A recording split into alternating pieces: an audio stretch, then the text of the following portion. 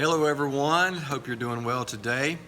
I wanted to just highlight what we talked about this weekend at Marathon. I always get this question as a pastor: is it really possible to forgive someone? Is it possible to forgive someone who has hurt you or wronged you? And you know, as a pastor, as Christians, we say, yes, it is. But it's very easy to say, very hard to do.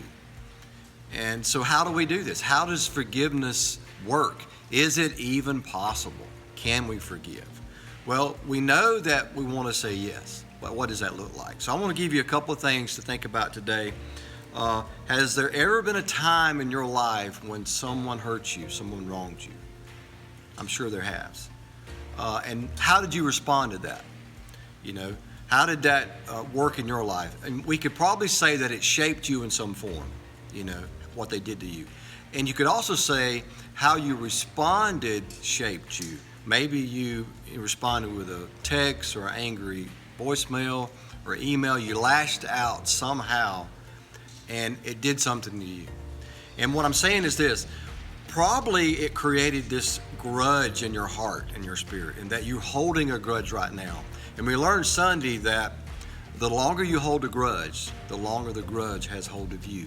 The deeper it becomes a part of you in your life.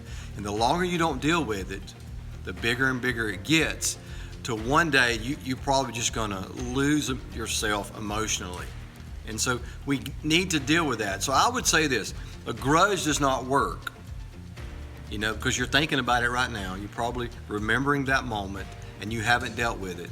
So it probably doesn't work. So our next choice would be forgiveness. What does forgiveness look like? Okay, so we're going to look at some verses, what Paul had to say.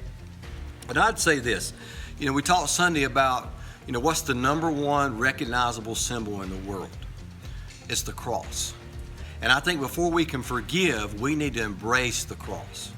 We need to embrace the story behind the cross, and that Jesus came to earth for us, that he was crucified because he loved us so much, that he forgave us. Yet we were sinners, it didn't matter. That we were not worthy, it didn't matter. He loved us so much, he came and he forgave us. And I think when we experience God's forgiveness for us, once we let that get into our soul, into our heart, something happens. That as we're forgiven, forgiveness comes out. And we can forgive. It is possible, but we must have that relationship with Christ. We must experience that miracle of forgiveness ourselves.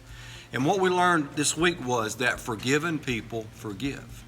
So if you know that and you've accepted Christ and you understand that forgiveness, what we should be doing is forgiving, because it should be coming through us. So forgiven people forgiven. In fact, I want to read a couple of verses that Paul talked about in Romans. And let me get my phone here.